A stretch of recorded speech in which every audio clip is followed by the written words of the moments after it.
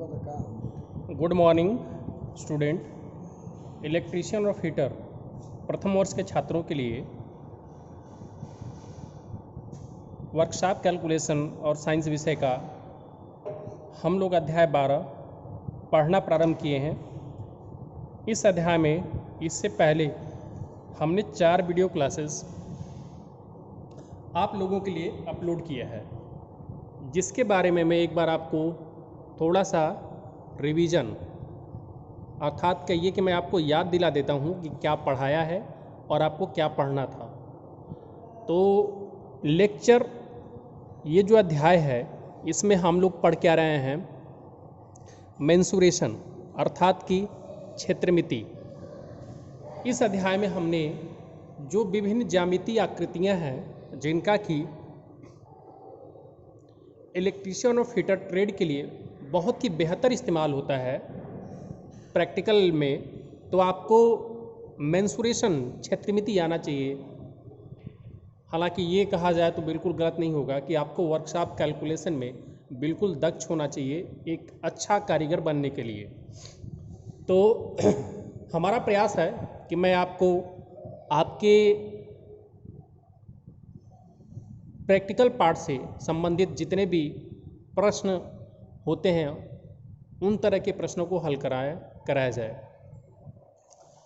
तो आज हम इस वीडियो क्लास में 4 वीडियो क्लास में, इससे पहले की जो वीडियो क्लासेज हुई है उसमें हमने आपको वर्ग के बारे में बताया कि इसकी परिभाषा क्या होती है, कैसे पहचानेंगे। दूसरी चीज़ कि इसका परिमाप कैसे निकालते हैं, परिमाप का सूत्र क्या होता है, क्षेत्रफल क्या होता है, विकर्ण क्या होता है। तो ये तो वर्ग के बारे में हमने बताया था 3 इम्पॉर्टेंट चीज़, परिमाप, क्षेत्रफल और विकर्ण, जिन पे सवाल पूछे जाते हैं। दूसरा हमने ज्यामितीय आकृति लिया आयत, क्रम अनुसार बढ़ते हुए। आयत की भी हमने परिभाषा बताया। हमने ये बताया कि आयत किस तरीके से वर्ग से अलग प्रॉपर्टी रखता है, किस तरह से वर्ग से अलग इसके गुण होते हैं। तो परिभाषा बताने के बाद हमने आपको पहचानने का तरीका बताया, 2-3 ऐसे स्पॉट हिंट्स बताए जिससे कि आप आयत को और वर्ग को पहचान सकते हैं। और उसी के बाद फिर मैंने आपको आयत का परिमाप का सूत्र क्या होगा, क्षेत्रफल का सूत्र क्या होगा, विकर्ण का सूत्र क्या होगा, ये बताया। इसके बाद क्रम अनुसार हम बढ़ते हुए समांतर चतुर्भुज पर आपको ले आए, समांतर चतुर्भुज की परिभाषा बताया और ये बताया कि कैसे हम पहचानेंगे कि समांतर चतुर्भुज होगा और उसकी यूनिक प्रॉपर्टी क्या होगी। ऐसा गुण बताइए, हमने आपको बताया जिससे कि आप समांतर चतुर्भुज को पहचान सकते थे या पहचान सकते हैं। उसके बाद हमने आपको इन तीनों ज्यामितीय आकृतियों का सारा फार्मूला बताया, क्षेत्रफल निकालने का, परिमाप निकालने का, विकर्ण निकालने का। और इन पे आपको जो है असाइनमेंट भी दिया और प्रश्न भी हल कराया। अब बारी है कि समांतर चतुर्भुज जो हम पिछली वीडियो क्लास अर्थात लेक्चर नंबर 4 में पढ़े हैं, तो उस पर हमने आपको कुछ उदाहरण भी हल करवाए। अब आपका ये दायित्व है कि आपको मैं जो असाइनमेंट दे रहा हूँ आप खुद से इसको हल करिए ताकि ये पता चल सके कि आपने कितना सीखा है। तो आपके सामने पहला प्रश्न है, समांतर चतुर्भुज का क्षेत्रफल ज्ञात करें यदि इसका आधार और ऊंचाई क्रमशः 8.1 सेंटीमीटर और 30.8 सेंटीमीटर है। तो आपको समांतर चतुर्भुज का क्षेत्रफल ज्ञात करना है। तो आपको इसको देखते ही आपको ये लग जाना चाहिए कि कौन सा फार्मूला लगाएंगे। दूसरा प्रश्न आप देखिए, तो ये मैंने खाली जगह छोड़ा है, अगर आपको कहीं पे भी दिक्कत होगी तो मैं इसको बता भी दूंगा, लेकिन मुझे नहीं लगता है कि आपको दिक्कत होगी। इस तरह के प्रश्नों को हमने हल कराया। अगला प्रश्न देखिए, समांतर चतुर्भुज का क्षेत्रफल ज्ञात करिए। समांतर चतुर्भुज का क्षेत्रफल ज्ञात करें यदि भुजाएं 12 सेंटीमीटर, 17 सेंटीमीटर और विकर्ण 25 सेंटीमीटर। समांतर चतुर्भुज का क्षेत्रफल ज्ञात करिए यदि भुजाएं 12 मीटर और 17 मीटर तथा विकर्ण 25 मीटर है। तो इस बार आपको जो है समांतर चतुर्भुज की जो विमाएँ दी गई हैं उसमें 2 भुजाएं दी गई हैं और एक विकर्ण दिया गया है और क्षेत्रफल पूछा जा रहा है। तो इस तरह के भी प्रश्न को हल कराया गया है और आपको ये स्वयं से हल करने के योग्य होना चाहिए।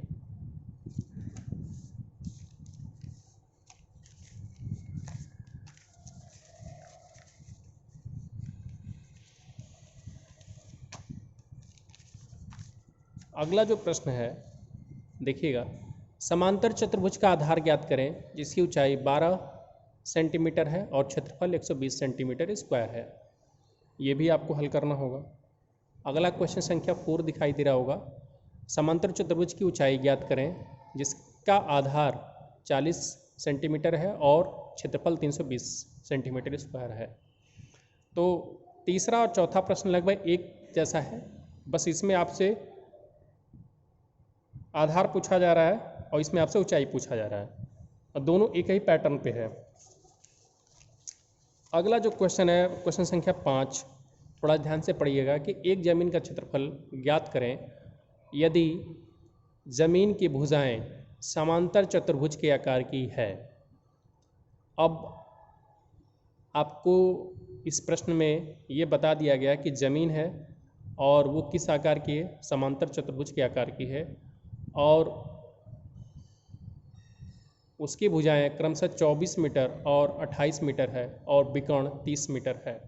तो आपको इस ज़मीन का क्षेत्रफल ज्ञात करना है, जबकि आपको बताया गया है कि जो ज़मीन है वो समांतर चतुर्भुज के आकार की है और इसकी भुजाएं क्रमशः 24 मीटर और 28 मीटर और विकर्ण 30 मीटर है।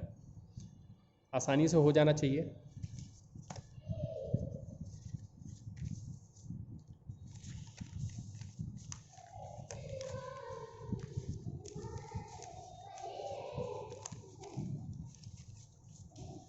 तो आप अगर देखेंगे इस प्रश्न के लिए कि एक ज़मीन का क्षेत्रफल ज्ञात करें अगर ज़मीन की भुजाएं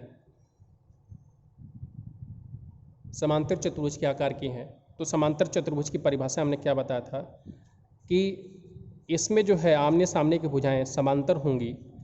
तो आमने सामने की भुजाएं समांतर तो आयत में भी हमने बताया था कि आमने सामने की भुजाएं समांतर होती हैं, लेकिन जो सबसे बड़ा अंतर हो जाता है कि समांतर चतुर्भुज में संलग्न भुजाओं के बीच का कोण 90 डिग्री नहीं होता है, जबकि आयत में संलग्न भुजाओं के बीच का कोण 90 डिग्री हमेशा होता है। ये सबसे बड़ा पॉइंट है अंतर बताने का और आपको ये ध्यान होना चाहिए। संलग्न भुजाएं का मतलब क्या है, मैं आपको एक छोटे से फिगर के माध्यम से समझाना चाहता हूँ। जैसे समांतर चतुर्भुज में भी मैंने बताया था कि 4 भुजाएं होंगी। तो मान लीजिए कि ये मैं ज़मीन का खांचा तैयार कर रहा हूँ जो कि समांतर चतुर्भुज के आकार का है। तो ये भुजा और ये भुजा समांतर है, ठीक है, समांतर है और इस भुजा के विपरीत यही भुजा है, तो विपरीत भुजा समांतर है और ये भुजा के विपरीत ये भुजा है, तो ये भुजा इसके भुजा इसके समांतर है। अब ये ज़मीन है, ज़मीन इस आकार की है, तो ये समांतर चतुर्भुज के आकार की है। संलग्न भुजाओं का मतलब ये था कि जैसे ये भुजा और ये भुजा संलग्न भुजा कही जाएगी, तो ये इनके बीच का कोण 90 डिग्री नहीं होगा। ये और ये भुजा भी संलग्न भुजा कही जाएगी, तो ये भी 90 डिग्री कोण नहीं होगा। ये भुजा और ये भुजा भी संलग्न भुजा कही जाएगी, तो ये भी 90 डिग्री का कोण नहीं होगा और ये भी 90 डिग्री का कोण नहीं होगा। अब समांतर है और इसकी जो भुजाएं हैं 24 मीटर है और 28 मीटर हैं। कहने का मतलब ये है कि एक को हम 24 मान लेते हैं, तो अगर इसको हम 24 मीटर मान लेते हैं तो इसको भी हमें 24 ही मानना पड़ेगा, क्योंकि सामने की भुजाएं आमने सामने की भुजाएं मतलब जिसको हम विपरीत कह सकते हैं या आमने सामने कह सकते हैं। तो इस भुजा के सामने की भुजा ये है या इस भुजा के विपरीत भुजा ये है। तो अगर ये 24 मीटर आपने माना है तो ये भी 24 मीटर होगा, दिया ही गया है। और इसको एक को 28 आप मान लेते हैं, ये 28 मीटर है, तो इसके सामने की भुजा ये भी क्या होगी 28 मीटर। और इसके साथ ही साथ आपको एक विकर्ण दे दिया गया है कि विकर्ण जो है कितना है 30 मीटर है। तो इसका क्षेत्रफल कैसे ज्ञात होगा, तो कल आपको इस पे प्रश्न कराया गया था। ये जो विकर्ण होगा इस पूरे समांतर चतुर्भुज को 2 बराबर क्षेत्रफल के साथ 2 बराबर भागों में विभक्त कर देगा। मतलब कि अगर हम इस त्रिभुज को देखें, इस त्रिभुज को, तो ये इसको एक पार्ट मान लेते हैं और इसको दूसरा पार्ट मान लेते हैं। इस त्रिभुज को विकर्ण के इधर एक भाग, विकर्ण के इधर एक भाग, विकर्ण से ये यहाँ तक त्रिभुज बनना है और विकर्ण से यहाँ से भी त्रिभुज बनना है। तो अगर हमें इस त्रिभुज का क्षेत्रफल ज्ञात हो जाए तो जितना इसका क्षेत्रफल होगा उतना ही इसका होगा, और इन दोनों को जोड़ने से हमें क्या निकल आएगा, पूरे समांतर चतुर्भुज का क्षेत्रफल। तो इस प्रश्न के लिए मैंने आपको सारा हिंट दे दिया है और आपको ये प्रश्न हल कर लेना चाहिए। मैंने इसका सूत्र भी आपको बताया था। अब आते हैं, हम लोग शुरू करते हैं क्षेत्रमिति। क्षेत्रमिति हम पढ़ रहे थे, लेकिन अब जो ज्यामितीय आकृतियां हैं, अभी तक हमने 4 भुजाओं वाली आकृतियों के बारे में पढ़ा है। अब हम जो क्षेत्रमिति देखेंगे वो 3 भुजाओं से घिरी हुई आकृति का देखेंगे। 4 भुजाओं से घिरी हुई आकृति का जो हमने क्षेत्रफल अर्थात जो क्षेत्रमिति पढ़ा वो इससे पहले था। अब हम 3 भुजाओं से घिरी आकृति, और 3 भुजाओं से घिरी आकृति को हम क्या बोलते हैं? त्रिभुज बोलते हैं। तो क्षेत्रमिति का मतलब है क्षेत्रफल परिमाप त्रिभुज का। त्रिभुज का मतलब क्या होता है? यहाँ पे परिभाषा अगर देखेंगे तो इस त्रिभुज का अगर शब्द विखंडन करेंगे तो त्रि का मतलब होता है 3 और भुज का मतलब होता है भुजा या भुजाएं। तो जिसकी 3 भुजाएं हैं उसको हम क्या बोलते हैं? त्रिभुज बोलते हैं। तथा ट्राइएंगल, त्रिभुज में क्या होता है? 3 भुजाएं होती हैं और 3 एंगल भी होता है। ट्राइएंगल मतलब 3 एंगल्ड फिगर। ट्राइएंगल फिगर के निर्माण के लिए 3 भुजाएं होनी चाहिए। किसी भी प्रकार के त्रिभुज के लिए तीनों कोणों का योगफल 180 डिग्री होता है। सबसे मोस्ट इम्पॉर्टेंट बात, कई बार लड़कों से अगर ये पूछ लिया जाता है मौखिक सा प्रश्न कि त्रिभुज के तीनों अंतः कोणों का योगफल कितना होता है, तो कई लड़के इसको बताने में अयोग्य हो जाते हैं। लेकिन हमें जो है त्रिभुज का हर जो है इम्पॉर्टेंट पॉइंट पता होना चाहिए, वो भी फिंगर टिप्स पे। मतलब आपको एकदम दिमाग में तुरंत ये हिंट आना चाहिए कि अगर कोई भी त्रिभुज है तो उसके तीनों अंतः कोणों का योगफल, सबसे पहले जो प्रॉपर्टी है जो आपको एकदम याद रखना चाहिए कि किसी भी प्रकार का त्रिभुज हो, मान लीजिए कि हम जब त्रिभुज पढ़ते हैं तो आगे उसका वर्गीकरण कर देते हैं कि समबाहु त्रिभुज, विषमबाहु त्रिभुज, समद्विबाहु त्रिभुज। मतलब त्रिभुज को कई प्रकार के भागों में बांटकर पढ़ते हैं। लेकिन मान लीजिए कोई आपसे अगर शुरुआत का ही चीज़ पूछता है कि त्रिभुज के तीनों कोणों का योगफल कितना होगा, तो आपको बताना चाहिए कि 180 डिग्री होगा। वो चाहे किसी भी प्रकार का त्रिभुज हो, तीनों अंतः कोणों का जो योगफल होगा वो हमेशा और हमेशा 180 डिग्री होगा। फर्स्ट बात, इसको आप इम्पॉर्टेंट में डाल करके अपने दिमाग में हमेशा याद रखिए। तो त्रिभुज के बारे में आपको 3 बातें जाननी चाहिए कि त्रिभुज का मतलब 3 भुजाओं से निर्मित आकृति, त्रिभुज का मतलब 3 कोणों से निर्मित आकृति, और त्रिभुज का मतलब तीनों कोणों का योगफल 180 डिग्री। 3 बातें एकदम आपके दिमाग में होनी चाहिए। अब हम आते हैं कि जैसा हमने बताया था कि कोई भी त्रिभुज हो तो उसके लिए हम देखते हैं कि एक कोई त्रिभुज हम ले लेते हैं जिसका हम वर्गीकरण नहीं कर रहे हैं, हम बस ये मान लेते हैं कि ये त्रिभुज है। और त्रिभुज के लिए हमें क्या क्या 3 पॉइंट चाहिए कि 3 भुजाएं चाहिए। तो देखिए, एक भुजा हो गई, 2 भुजा हो गई। त्रिभुज के लिए हमें क्या चाहिए था? 3 भुजाएं, तो 1 भुजा, 2 भुजा, 3 भुजा। और 3 कोण चाहिए था, एक कोण हो गया, दूसरा कोण हो गया और तीसरा कोण। तो इन 2 भुजाओं के बीच में जो कोण बना ये अंतः कोण हो गया। इस वाली भुजा और इस वाली भुजा के बीच में जो कोण बना ये अंतः कोण हो गया। इस वाली भुजा और इस भुजा के बीच में जो कोण बना ये अंतः कोण हो गया। तो हमें त्रिभुज की जो परिभाषा बताई गई थी कि 3 भुजाओं से निर्मित आकृति, तो 3 भुजाएं हैं। 3 कोणों से निर्मित आकृति, तो 3 कोण भी हैं। और त्रिभुज के तीनों अंतः कोणों का योगफल 180 डिग्री। तो हमें ये कोण भी मालूम नहीं है, ये कोण भी मालूम नहीं है, ये कोण भी मालूम नहीं है। लेकिन इतना हम कन्फर्म कह सकते हैं, 100% कह सकते हैं कि इस कोण का योगफल, इस कोण का योगफल और इस कोण का योगफल, मतलब तीनों कोणों का योगफल जो है 180 डिग्री से न तो कम होगा न तो ज़्यादा होगा, एकदम 180 डिग्री होगा। अर्थात इस कोण का योगफल, इस कोण का योगफल, इस कोण का योगफल 180 डिग्री होगा। अगर हम इस कोण को x मान लें, इस कोण को y मान लें और इस कोण को z मान लें, तो x plus y plus z का मान कितना होगा? 180 डिग्री। अब त्रिभुज का जो क्षेत्रफल होगा, किसी भी प्रकार का त्रिभुज हो उसका क्षेत्रफल, अगर हमें त्रिभुज की ऊंचाई मालूम है और उसका आधार मालूम है, आधार पे जो लंबवत रेखा होती है उसी को हम क्या बोलते हैं? ऊंचाई बोलते हैं, जो कि शीर्ष से जा कर के मिलती है। तो जैसे कि अगर मैं आपको दिखाना चाहूँ तो देखिए, जैसे मैंने ये एक कोई त्रिभुज लिया है, जिसका ये त्रिभुज लिया है हमने, ठीक है।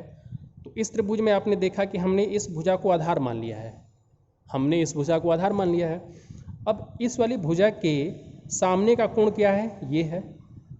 अगर इस कोण से सम्मुख भुजा, देखिए ये जो भुजा है इसको हम आधार मान लेते हैं और इस आधार के सामने का कोण क्या है, ये है। या दूसरे शब्दों में हम ये कहें कि इस कोण के सम्मुख भुजा कौन है, आधार है। मतलब सम्मुख का मतलब सामने वाली भुजा। तो इस कोण, जिसको हम कोण का नाम ए दे देते हैं, इसको बी दे देते हैं, इसको सी। तो ए कोण के सामने की भुजा क्या है, आधार है। तो ए कोण की सम्मुख भुजा कौन है, आधार है। तो अगर ए कोण से आधार पे एक लंबवत रेखा खींची जाए तो यही क्या होगी, त्रिभुज की ऊंचाई होगी। और मान लीजिए कि हमें इस त्रिभुज की ऊंचाई h मालूम है कि ये त्रिभुज की ऊंचाई h है और आधार कितना है, b है। तो हम इसका क्षेत्रफल ज्ञात कर सकते हैं।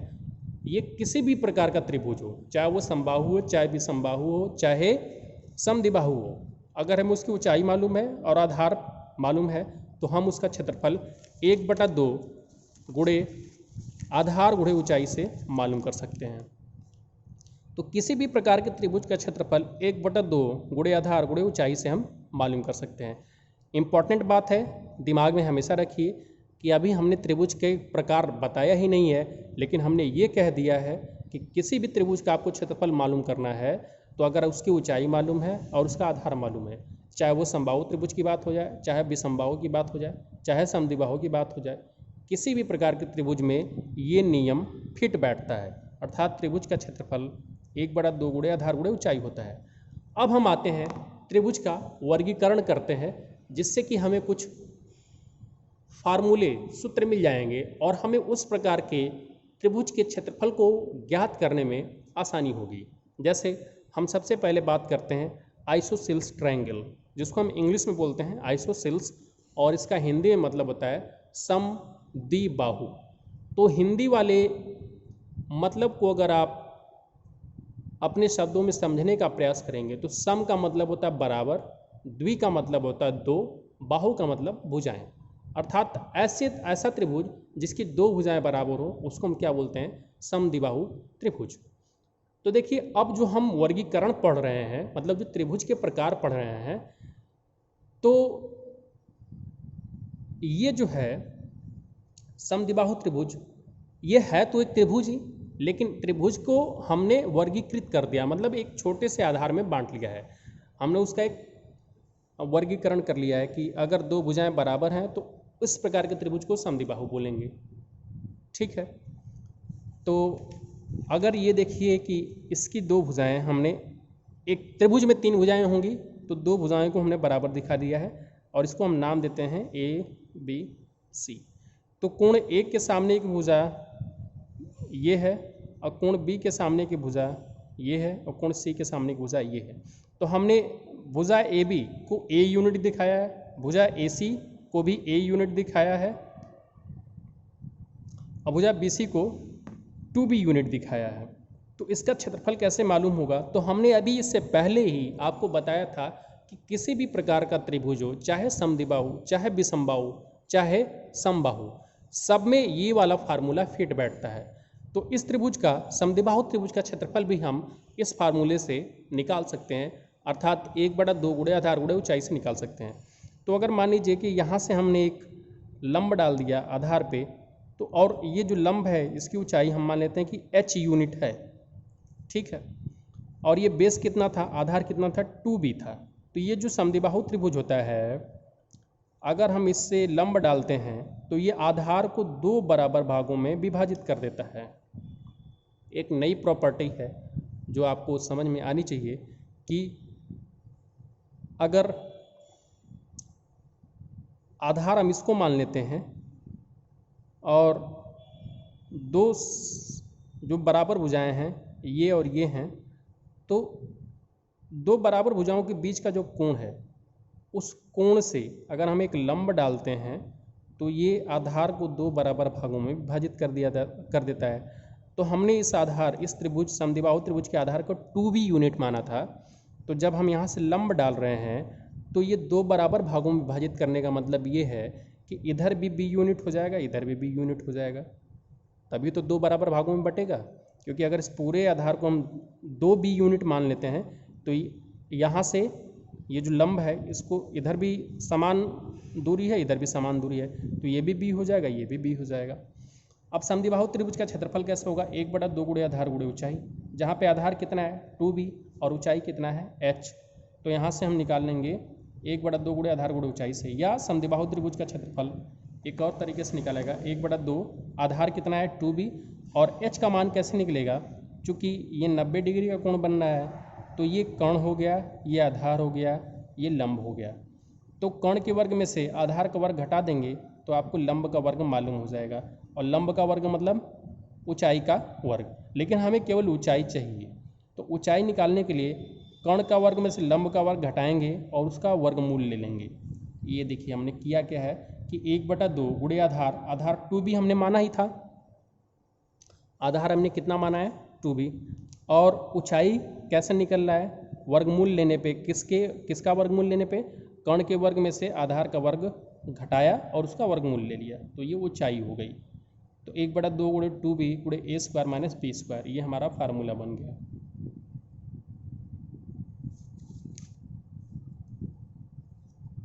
जिसको हम क्या लिख सकते हैं? b गुणे कड़ी में a square minus b square, जहाँ पे b क्या है? आधार का अर्धक है, और समद्विबाहु त्रिभुज का क्षेत्रफल क्या होगा? 1/4 b गुणे 4a square minus b square, जहाँ पे a जो है समान भुजा है और b क्या है? आधार है जो कि असमान भुजा है। तो आपको ये क्षेत्रफल का सूत्र याद होना चाहिए, इससे भी आपका प्रश्न हल होता है। तो आजकल इस वीडियो क्लासेस में इतना ही। कल हम आपको त्रिभुज के अन्य प्रकार के जो त्रिभुज हैं उनके बारे में बताएंगे। तो वीडियो देखने के लिए आपको धन्यवाद।